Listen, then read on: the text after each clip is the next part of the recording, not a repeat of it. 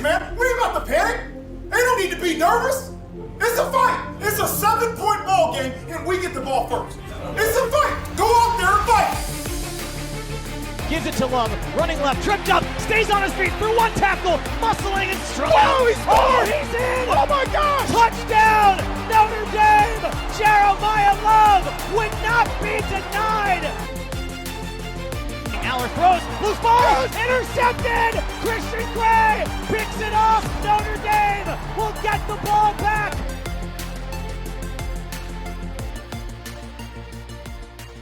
Guy Rish Nation, Notre Dame's season wraps up with another dominating win. Notre Dame takes care of the Stanford Cardinal 49-20, finishes the regular season 10-2, and on the precipice of the college football playoff, but still some doubt here with the penultimate college football playoff rankings coming out on Tuesday, December 12th. We are recording this show on December 3rd here, where we've been able to digest those rankings. Mike, fully loaded show here today. We're going to go over the season finale. We're going to cover signing day and recruiting, which happened today, and Notre Dame has a historic class, something we've been so focused on this season. We talked about it all the way back in August, haven't really talked about recruiting throughout the year, and then we'll dive into those college football playoff rankings, the scenarios playing out, what are Notre Dame's odds of getting in, and where do we stand going into conference championship weekend? A lot to talk about, a lot of topics that indicate a program that is operating at the highest level, that's operating like an elite program, and what place to start. What better place to start than the National Signing Day? This has been a source of consternation, I think, for Notre Dame fans for years. We've had good recruiting classes. Look, we've had good recruiting classes for, really like the last 15 years or so, longer than that. Kelly elevated recruiting a bit, certainly not to the level to where it was near Georgia or Alabama. But when Marcus Freeman took over, the expectation was, hey, here's a really charismatic coach who can connect with recruits, can connect with players. Maybe this is someone who can elevate our recruiting classes into that upper echelon to the levels of the Georgia and Alabamas of the world. We didn't see that the first couple of years. We saw an improvement. Brett and I have talked about this. We definitely saw an improvement, but it was more that we were consistently getting within the top 10 or around the top 10, sometimes a little bit better than that. Now, this class that we just signed here is the best class we've had. I mean, I'd have to go looking through like record books to see in the modern era what recruiting classes stack up. But certainly, I feel like it's got to be one of the top ones since maybe since like the class that signed like Michael Floyd and some of those guys back in like the 2000s. But currently, the class is ranked number 3 overall per the 24/7 composite. It's littered with 5 stars, which 5 stars in Notre Dame. Those are two words. Those are two phrases that have basically been allergic to each other as long as I've been a fan. Just absolutely loaded. The average rating for our recruits is very high. There are only a couple of programs that have slightly higher average ratings, but we're up there. This is an elite recruiting class, and if I'm just calling out a couple names here, Rodney Dunham, I'm going to call him out because he's a top 10 overall edge rusher from North Carolina. This is the type of 5-star who has spurned us so many times in the past. Keon Keeley is the recent name that comes to mind. Peyton Bowen, star Peyton safety Bowen's for Oklahoma. Yep. That one stung for sure. This is the type of guy who we would sometimes get them interested in Notre Dame early. They would commit. But then what would inevitably happen is maybe a month or two from National Signing Day, then they would jump to a program like Alabama. Well, that's not happening anymore. We're grabbing top tier players. Brian Kelly used to say we had to shop down a different aisle. Well, it looks like Marcus Freeman's finding an aisle and it's full of 5-star recruits. So this is exactly how you want to cash in on a national championship runner-up run from last year. So these are the classes that we were hoping to see. I mean, I think one other thing I want to call out here is that we had no decommitments. I saw a tweet, and Brett, keep me honest here. It said, I think we might be the only program that just didn't have any Only decommitments. Power 4. Yeah, only Power 4 program with no decommitments. Impressive. That just tells you that these players are locked in. They're committed to the program. There's a stability. It just speaks to the stability of the program right now. So we're getting top tier guys, but there's really no drama. And that's exactly what you want to see in a program. that prides itself on its culture. And then finally, I think this is important as well. This also tells you where college football has gone as it relates to this point in particular. I think the number is either 23 or 24 out of our 27 signees today are going to enroll early. So the vast majority of the recruiting class, they'll be on campus starting next semester.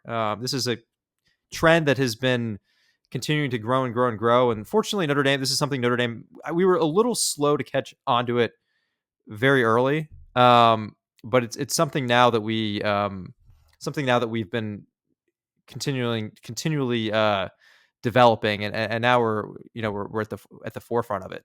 Just allows these guys to get in early, start their development early, and get accustomed to the college lifestyle and a college strength and training program. Makes it much more likely that these guys can contribute when when the season kicks off in the fall. Ask and you shall receive, Mike. You wanted the data. I pulled up the historical data. So 85% blue chip ratio in this class, 23 4 and 5-star recruits out of 27, 85% of those total recruits. That's where you derive the blue chip ratio. The last time we had a blue chip ratio that high was the class of 2008. I'll come back to that class in a second. The last time we were a top 3 recruiting class was also 2008 when we were number 2 on the 24/7 composite.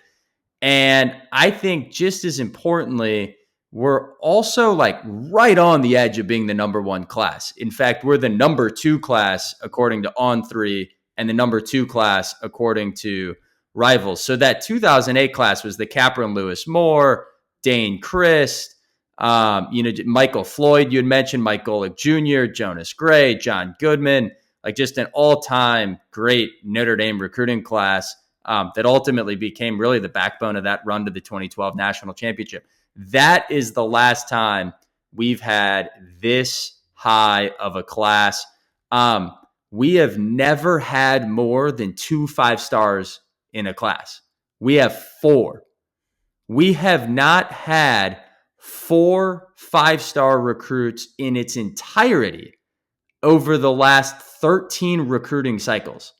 We had 1 in 22, 1 in 20, and 2 in 2013. Over the last 13 years, we didn't have as many 5-stars as we've had in this class. So blue chip ratio, number of 5-stars, the overall ranking. The last one I'll throw out, as we've talked about, recruiting has more and more aggregated to these top programs. This has increasingly become a sport of the haves and the have-nots. Since 2010, when 24/7 started a point system, Notre Dame has never had more than 282 points in a class. That was 2 years ago in Freeman's, I believe, first full cycle as a full off season as the head coach. We had over 300 points, right below 300, 299 points in this class. So even just from a kind of overall points perspective, if you want to look at it that way, just an absolute historic class. I wanted to spend a minute on, some of the guys that I've been high on the whole time that I think folks are maybe sleeping on. Rodney Dunham, Ian Premer, Joey O'Brien, Kerry Adams. Those are the 4 or 5-stars. Everyone knows about those guys. I love having 2 top 150 offensive tackles. Ben Nichols, Grayson McKeough. Keep your eye on those guys. They are like Blake Fisher-like recruits. They are Charles Jugasa-like recruits. 6'6", 6'7". Ben Nichols is already 335. We've talked about an Anthony Knapp trying to fill out his frame, and from a weight perspective being a little undersized. Ben Nichols has shown up to campus 6'6", 335, ready to play type guy. And then I love the skill position players in this class. Jonas Walton, Javian Osborne at running back, Devin Fitzgerald, the son of Larry Fitzgerald. Just a ton of speed, a ton of athleticism. Kadon Finley, the son of Jeremichael Finley. Those are all 4-star recruits. These aren't like, Kennedy Urlacher, whose dad played with Marcus Freeman and kind of slipped his way into the class. Like, these are legit 4-star recruits. I think the talent and the size. Super, super exciting coming into this campus. And then the last one that I'll call out is I think the defensive line in this class is absolutely dominant. Rodney Dunham is the edge rusher. Everyone knows that name. But you also have Ebenezer Ewatati out of Garner, North Carolina. He's a top 150 recruit. You have Elijah Golden. He's a top 250 recruit, likely going to be a defensive tackle. I just think the depth of quality players on both sides of the ball. I know that's a lot of names. We have no idea how they'll project out, but I'm saying a lot of names to get an idea of the depth of skilled players, the depth of high-end impact players in this class is, I think, really unrivaled. And it's exactly what you'd want to see from Marcus Freeman coming off of a national championship run. Mike, my last question on recruiting, and then we'll dive into Stanford. Penn State is gone a completely different direction in recruiting. And we've always talked on this show about the patience of Brian Kelly 2.0, having a 4-8 season, being really disappointed, hanging in there, giving him more time in the job, putting, pressure in place to reset the program, but not make the rash decision. How do you think about what's going on at Penn State right now? And what should Notre Dame fans take away? What should college football fans take away from what we saw on signing day today? It's going from bad to worse. I think Penn State made a panicked decision. Look, I get everything that went into their decision to fire Franklin. They'd lost a few games in a row, but look, they nearly made the national championship a year ago. Any Notre Dame fan knows that was a really good Penn State team last year. Notre Dame had a really good team as well, but that was a game that honestly it could have gone either way. It took some lucky breaks our way to pull out the victory in that game. And to go from what was a peak for Penn State, one of the best moments, they obviously came short, but what was one of the higher moments for Penn State in decades, honestly, to then just dropping a few games and firing your coach, it's definitely seemed like a knee-jerk reaction. And I'll contrast that to what Notre Dame did in 2016, which is when we had our terrible season with Brian Kelly, Brian Van Gorder, infamously the defense that was just like a sieve, basically. Opposing offenses were running wild against us. Notre Dame as I mentioned, they took a more measured approach. We didn't panic. We looked at our program. We looked at Brian Kelly's track record. The administration talked to him, and they put together a plan to elevate that team, right? But look, I think one important aspect is, as a part of that measured approach, they looked at everything that happened in 2016, and I think what they saw was actually, you know what? Yeah, we lost a bunch of games, but it's not like we were getting killed in these games. Like if you look at the advanced metrics, we were not a terrible team that year. We were still, I think, around the top 25. So they looked at that, and Brian Kelly talked about a total revamp. He's someone who knew the program in and out at that point in time, and the administration landed on the line of thought that the best person to turn the program around was Brian Kelly, who knows the program so well and has a very feasible, logical, aggressive game plan to get things back on track. And you know what? It worked. And then our program became a model of consistency. We weren't competing for titles legitimately. I mean, we made the playoff a couple times, but we weren't at the level of a Georgia or Alabama, but there was a model of consistency. We were a clear top 10 program. And look, that established the infrastructure and the stability that allowed someone like Marcus Freeman to come in and then take us to new heights. Penn State, they panicked. So whereas we were able to kind of tweak some things, change some things, they panicked, got rid of a coach who's been very successful. And I think they just assumed that they'd be able to hire a top of the line coach.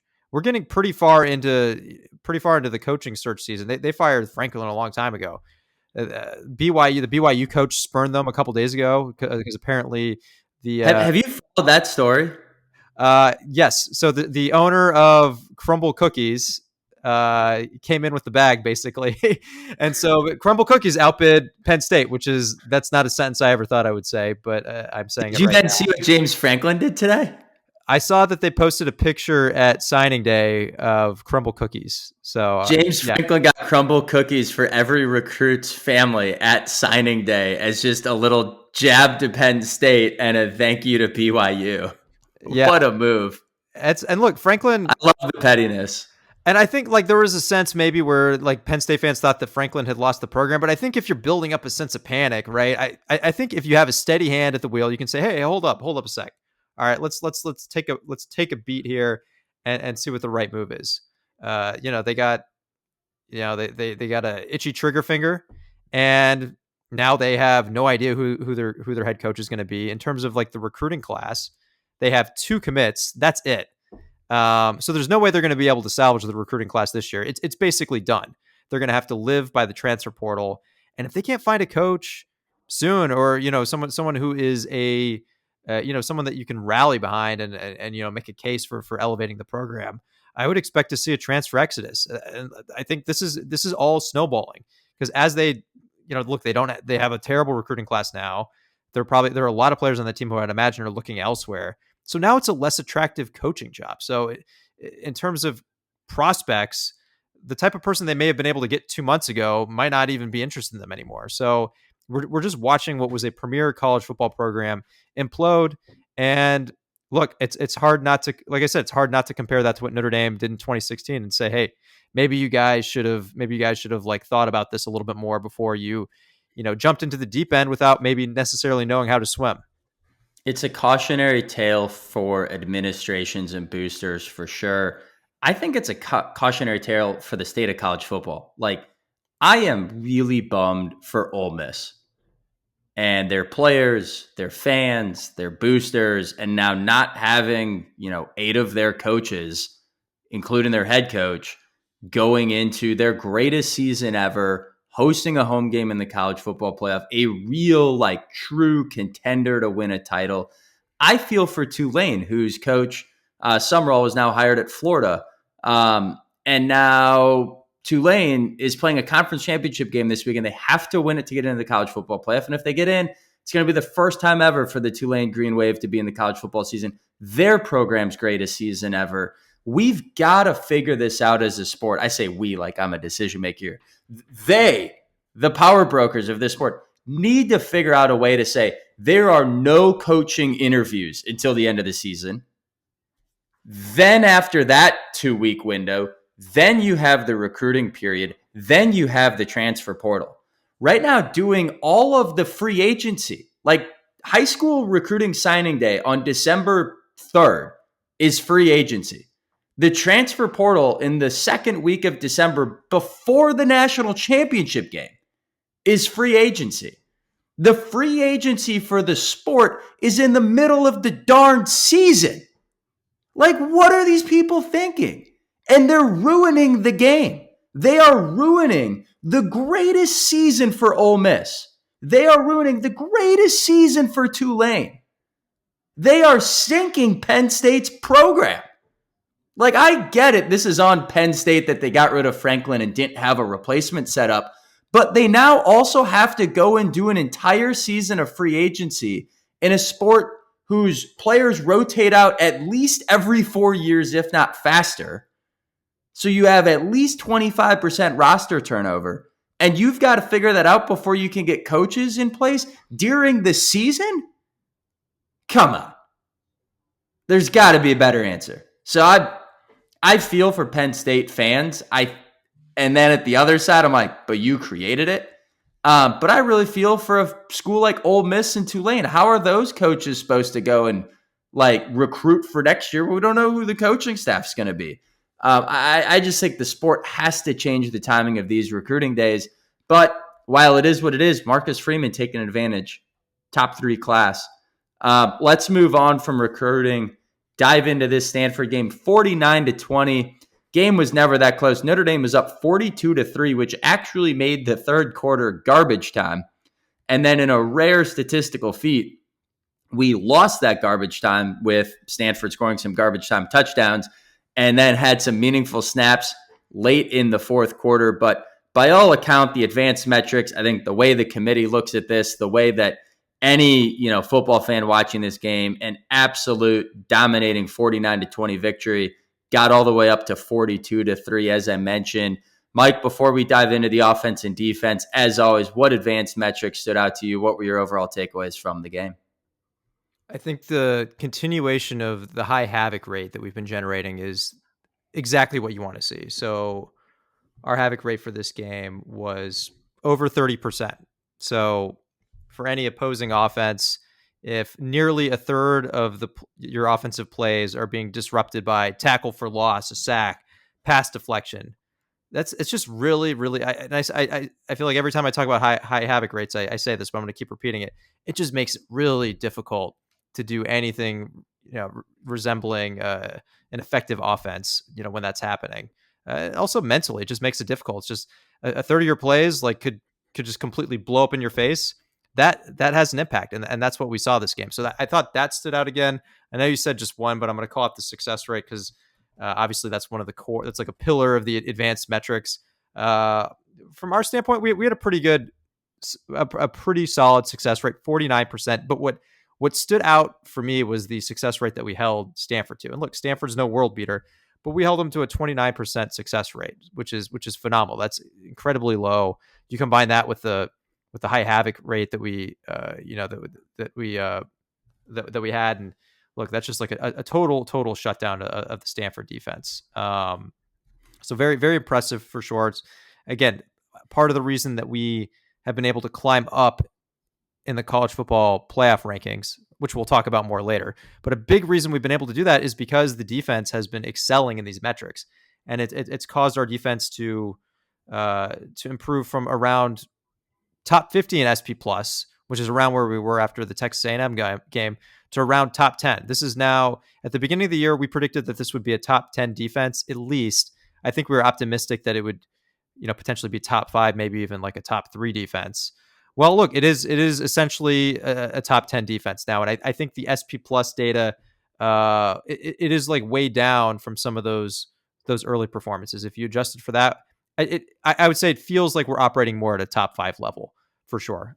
We have some injuries that we're working through right now. Hopefully we get a few guys back. So there's still a bit of another gear for this defense that hopefully we will be able to see come playoff time. But I would say that's what gives me the most optimism right now, is seeing the defense continue to excel and continue to do so well in these key advanced statistical metrics. Absolutely. Just, I think when you look at the success rate, you look at the havoc, it was really the story of this game, incredibly lopsided. I don't know, what side was more dominating, the offense or the defense? They both kind of stalled out in the second half. Well, look, the offense, I was singing the defense's praises here, but the offense, I mean, we scored on 7 of our first 8 drives. Obviously, we had that one trick play, Burnham to Talich. Actually, and like aside on that, Talich is he had only one. He recorded one offensive snap, but he's our highest graded offensive player on Pro Football Focus. He has a 99.9. That's his Pro Football Focus grade. I think that is remarkable. So look, how is Josh Burnham's not higher? He's 1 for 1 for an 84-yard pass. I think I saw Pete Sampson say his passer rating from that game would be like if you stacked it up off the charts. Yeah, it was like it'd be like the highest, and I forgot what time period it was. But amazing. Yeah, look, I mean, I think that's something that we've come to expect. I mean, look, I definitely don't take it for granted, but that's something that Marcus Freeman's coaching staffs over this year and the prior year, they've continued to come up with innovative ways, to keep the other team on their heels, whether it's something like this, whether it's memorably last year against Georgia in the playoff, getting them to jump off sides, which Kirby Smart actually, he copied that this year in a game, in one of their games this year. But look, I think it's just something that makes us very difficult to prepare for. And even when teams kind of expect it, we've been able to still effectively pull these off. So look, I think I'm going off on a tangent here, but I think 7 of 8, 7 touchdowns on your first 8 drives. Very impressive. We saw CJ Carr look more like the CJ Carr that we've come to expect. Again, not against a great defense, but he had a very strong Pro Football Focus grade, over 200 yards, threw for a couple touchdowns. Looked like the top tier quarterback that we've come to know. Anais Williams is another guy who's been buried this year on that running back depth chart. He had a fantastic game, 2 touchdowns, a lot of big plays on the ground. So look, one of those games where it's hard to focus on one side. It's hard to focus on one player. Just a lot of great individual performances. It's a shame that we got out of garbage time in the fourth quarter, but like, don't let that cloud the fact that this was a demolition. Absolutely. Last one on the offensive line. I thought the offensive line played great. Only allowed 5 pressures in this game. That's just on 17% of dropbacks. So really clean game for the offensive line. No sacks allowed. Flipping to the defense, Leonard Moore, man, what a game. What a season. He has 3 pass deflections, the big interception. It's worth stepping back on his season here. Again, guarding the number 1 wide receiver. He missed a couple of games with injury, but still played in, I'm counting him up, 10 games this year. In 10 games, he gave up 26 catches for 201 yards. He averaged giving up 2.5 catches for 20 yards to the team's number 1 wide receiver, including the likes of Mekhi Lemon and like you name it, that the number 1 guys we've gone up with against this year. And it just has not mattered. He has shut them down.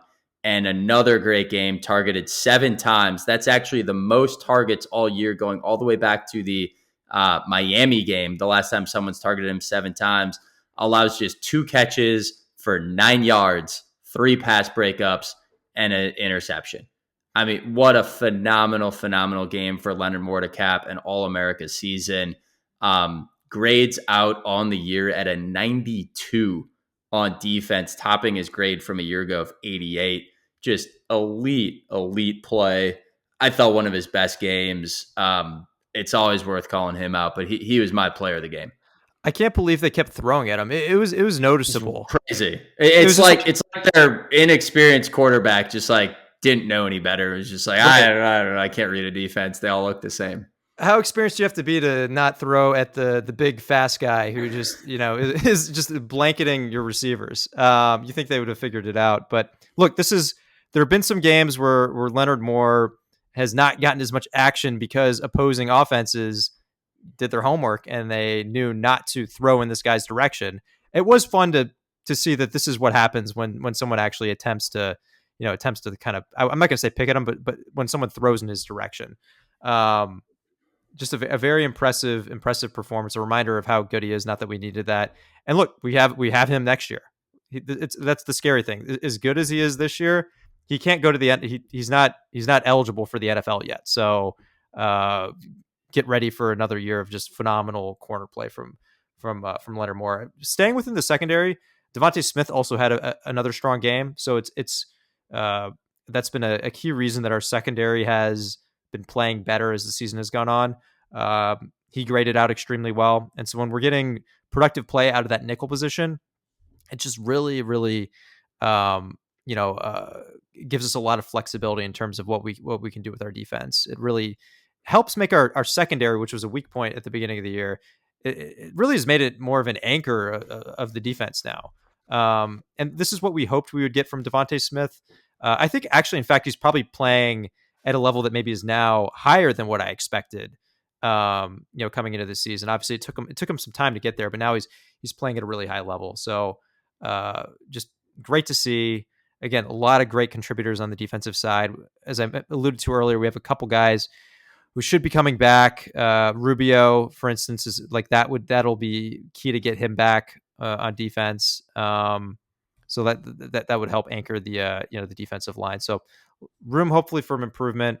And this is a defense that just has been shutting down opposing offenses consistently. And look, I hope we don't know what's going to happen with the college football playoff. We're going to talk about it more in a bit, but I really, really want to see this defense and see how they perform against some of the top offenses in the country. We have seen them play against a bunch of top offenses, but in a scenario where the stakes are very high.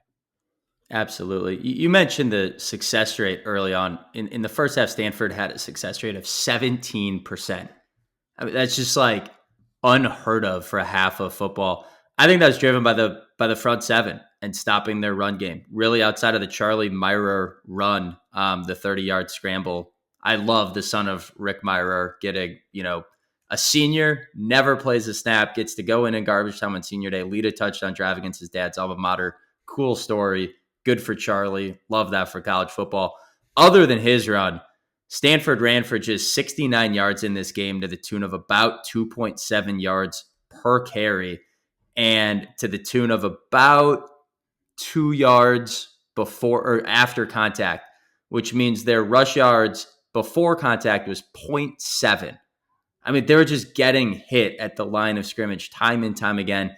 That has been a recurring theme we've said about Notre Dame over recent weeks. Again, adjust for the competition. Syracuse, Navy, Boston College, etc., is not the type of competition we'd see in a college football playoff, but it just an absolute dominating effort up front.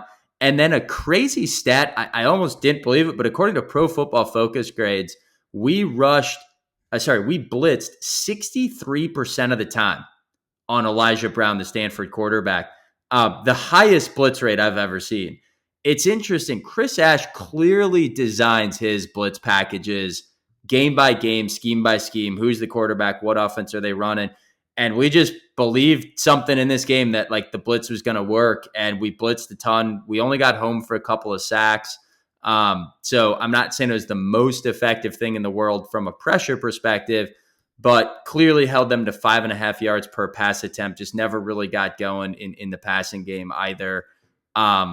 Just dominant performance. I don't have much else to say on this one. Any closing thoughts before we move to the rankings? Jeremiah Love. I'm just going to say it's too bad that that he got injured. It looks.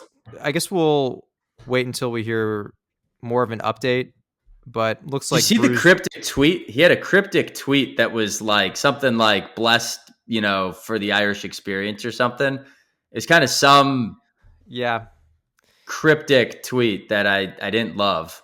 Yeah, it was something like you're right. It was something along the lines like blessed for my time at Notre Dame. That's not exactly what it was, but it was something like that. I think he followed it up with a post that said, "Hey, we're not done yet." So like I think that hopefully should put some minds at ease. But again, I don't know until I get an injury update that says he's good to go. Look, we also Freeman put him in for a couple snaps after the injury occurred. I think just to, frankly, show he's healthy. Yeah. Exactly, because like the committee, their ranking, as we'll talk about in a minute, like they rank the best teams. So it's not most deserving, which you can't really do in college football for many reasons. But when it's best, if you have an injury, then that can diminish like the quality of your team. We saw that happen to Florida State a few years back. So you definitely don't want a key injury because the committee can actually consider that. So we'll see. Hopefully he's good to go.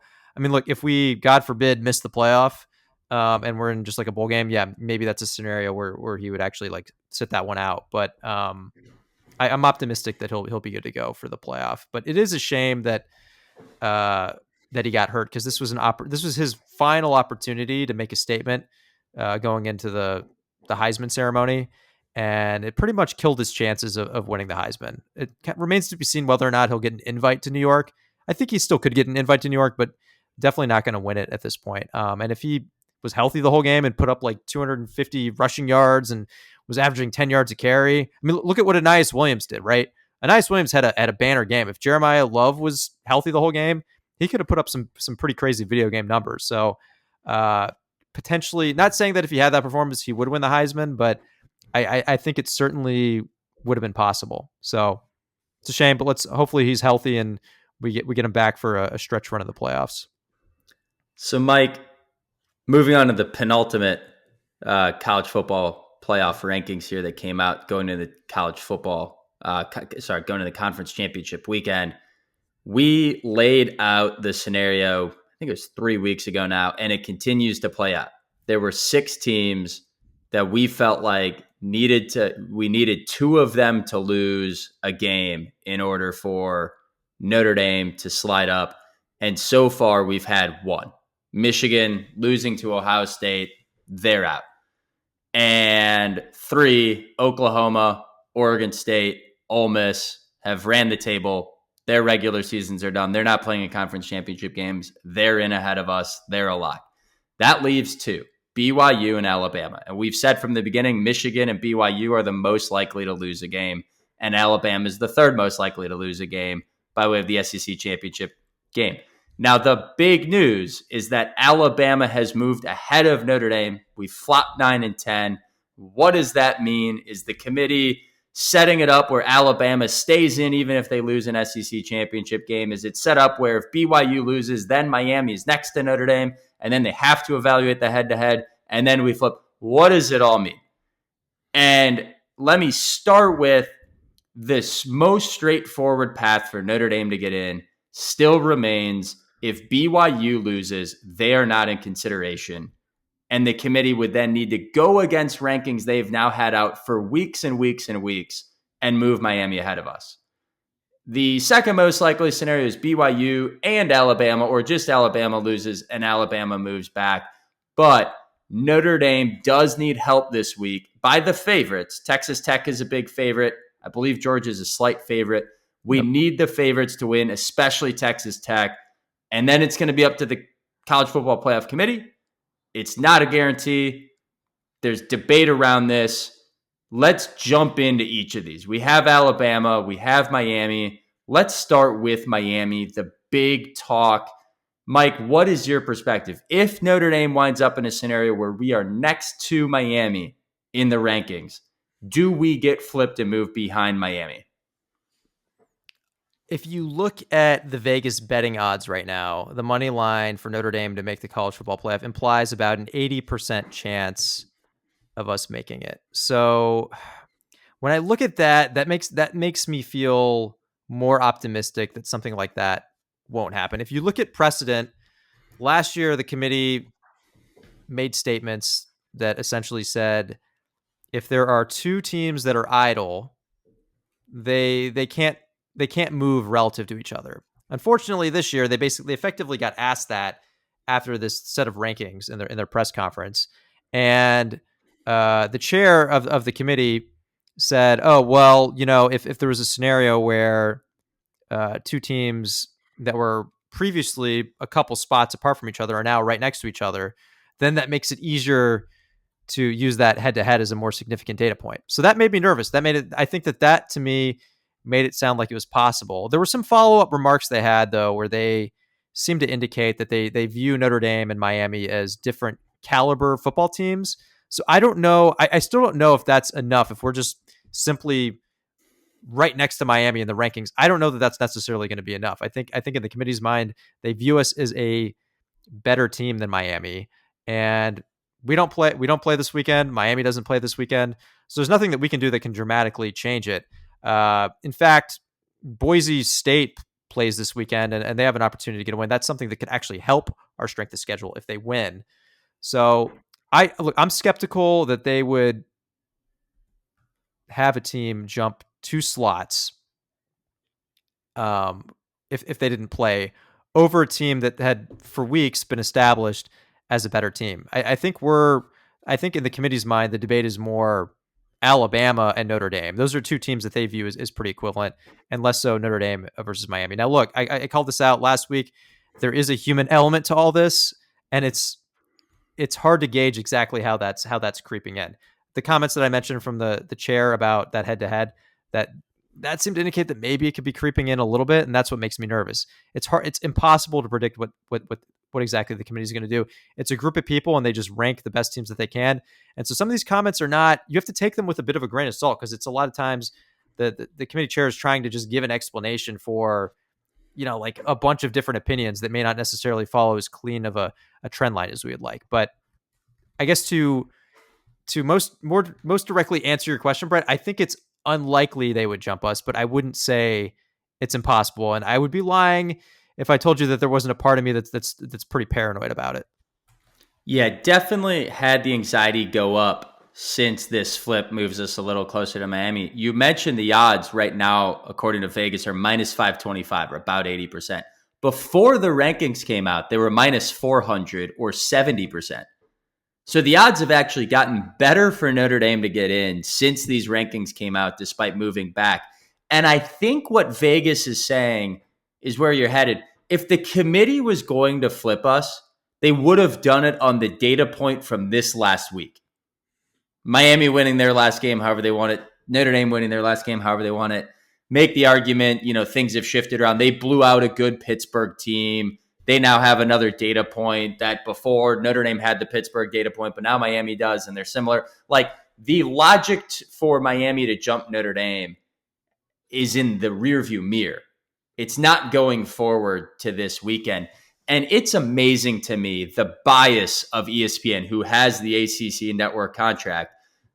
No one on ESPN or really any major media is making the counter argument on ESPN's own metric that they continue to say is the most important proxy for college football playoff rankings, FPI. Notre Dame is number 3, third best team. That's the third best team to measure the eye test, measure the advanced analytics, however you want to say it, number 3. In SP Plus, we're top 5. I was just trying to get that pulled up. I'll try to do it while I'm talking here. Like, we're better in all of the advanced metrics. And by the way, we didn't lose to an unranked SMU team. We didn't lose to an unranked Louisville team. We lost to 2 really quality opponents early in the season on the last play of the game. Like, no one wants to talk about the terrible losses that Miami's had throughout this season. I think it's just obnoxious to not at least say the counter argument. I get it's not black and white, but the argument's been made. It's been laid out there. I'm pulling it up just for one more metric. Notre Dame 5th in SP Plus, Miami 8th. Like, we're ahead in the coaches poll. We're ahead in the AP polls. Like, there's a lot of places to go and look for an argument for Notre Dame to be ahead. And I don't understand why no one's making the argument. In fact, of the top teams in the college football playoff ranking, Ohio State, Indiana, Georgia, Texas Tech, Texas A&M, Alabama, go on down the list. The top 12, go all the way down to Miami. Right now, there are 3 losses among those teams to unranked teams. 2 by Miami and 1 by Alabama. No other of the other 10 teams in that grouping have lost to an unranked opponent. I think that's really telling. And to me, that's what has Miami behind Notre Dame. The committee's been consistent on it. I might be wrong. I don't think it's black and white. I'm also nervous about it. That's where I've got it hanging out. Before we move on to the Alabama topic, Mike, we got to address what's going on in the ACC network this weekend. Have you seen the TV guide? You don't really have much of a choice. It looks like it's Notre Dame versus Miami is on the menu in every time slot. Pretty wild. Pete Sampson tweeted out. He said something along the lines of, like, honestly, I respect their commitment. Pretty wild. Yeah, the ACC's gone full scorched earth. You got to imagine Notre Dame administration. We haven't said anything publicly, but you have to imagine the Notre Dame administration cannot be thrilled that their core partner in college athletics is taking this approach. If you look at any ACC, just to be clear, they're airing the game 13 times. Yeah, 13 times in a 72-hour period. A lot of them are in a row. Yeah, a lot of them are in a row. If you look at the ACC social media accounts, they're basically just pushing propaganda, trying to prop up Notre Dame or prop up Miami and push down Notre Dame. So yeah, look, it's been a very aggressive approach, and I think it's giving. If Notre Dame fans had a sour taste in their mouth from this ACC partnership before, they certainly have it. That plus a whole lot more now. I think you're seeing talk about people saying we should look to get out of this. Look, I don't think that's necessarily the right move. I think there are a lot of reasons this ACC partnership makes sense, and there's a lot of emotions that are kind of popping up as we're getting into a whole debate about who's going to be the last team out. So look, I think hopefully this blows over, because I think this has been a partnership that's been good for both Notre Dame and the ACC. But that being said, I think Notre Dame definitely needs to, and I'm sure they're doing this, they definitely need to tell the ACC that this is completely unacceptable. This is not a way to treat one of your key partners in the college sports landscape. One other point I'm going to make, circling back to Miami BYU. We mentioned the odds, the 80%, Brett. So that's like Notre Dame's odds, 80% to get in. BYU's odds, if you imply it from the money line, says that they have about an 80% chance of losing. So this is a bit of an oversimplification, but effectively, if BYU loses, and maybe they drop a spot, there's probably a decent shot that they drop a spot in that scenario. That's saying that Vegas is assuming that Miami would not jump us. And look, Vegas doesn't know everything, but that's where the money's going. That's what the market is saying. So I would say that certainly lends some credibility to that line of thought. Again, it's hard not to be paranoid about it, but I think that's something that's giving me more comfort as we get into this final weekend of the college football season. Absolutely. So then Alabama. Let's play out the scenario now where Alabama loses to Georgia. Does Notre Dame jump Alabama for that loss? And right now, everyone in the media and pundits are saying, well, the committee doesn't punish you for losing in the college football, in the conference championship games. That's fundamentally not true. In fact, the committee chair is on the record this week saying no to that question and saying the conference championship games are just another data point, and we evaluate it like another data point. Now, you're losing to a really high quality opponent, and we will factor that in. It will be a quality loss, but it's just another data point. And last year, there were 3 teams kind of in the mix in the Big Ten, ACC, and SEC championship games. The other big conference championship games, the Big 12, no one was in that top tier. The Pac-12 wasn't really a conference in the group of fives. They were lower down with Boise State.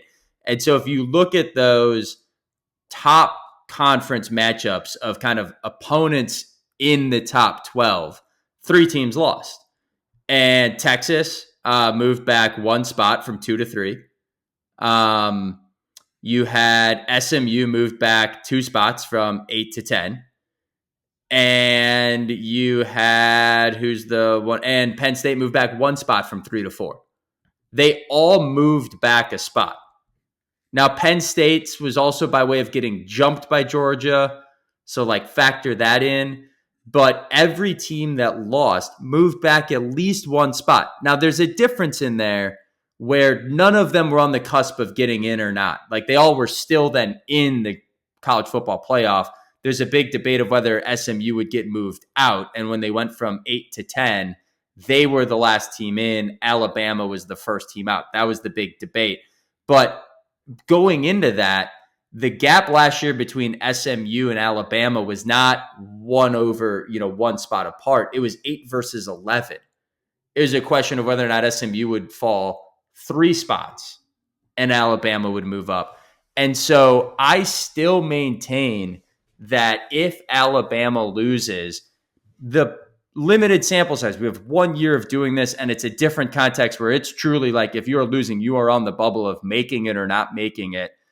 I think the precedent says, no, it's another data point, and you should at least move back 1 spot, 2 spots. That's what happened last year. And even moving back 1 spot, Notre Dame is set up to be the beneficiary of that. Right. I think the way they've tended to treat these conference championship games is you are rewarded for being in them. There is more upside and I would say less downside than an average college football game. But there's not no downside. If you go into that conference championship game and you look terrible and you get blown out, look, that, as you said, Brett, that is another data point and they will consider it. Now, if it was a regular season game and you had a performance like that, maybe they would drop you 7 or 8 spots.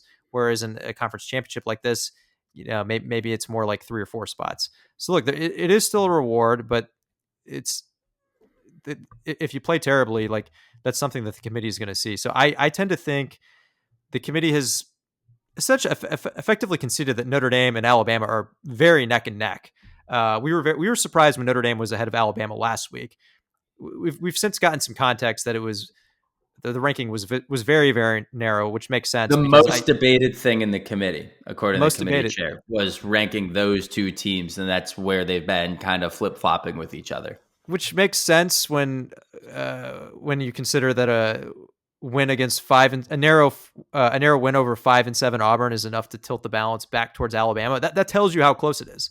Whereas we obviously blew out Stanford, but in the committee's mind, they saw Bama beating a better opponent than us, and that was enough to tilt it. But I got to imagine that was kind of effectively treated as a tiebreaker. So if Alabama, I'm curious what the line here is. I think if they lose a heartbreaker to Georgia, they probably stay in the same spot, right? I think that's probably what happens here. But if they lose by like 10 points, it's like, is that enough for us to then jump them? I think certainly if they get blown out or lose, now I'm going to use the word decisively, I tend to think that probably will be enough for us to jump them. You never really know for sure. Every committee is different. This group could be insistent that people really don't get punished for the conference championships. That has tended, as you mentioned, Brett, that has not been the case in the past.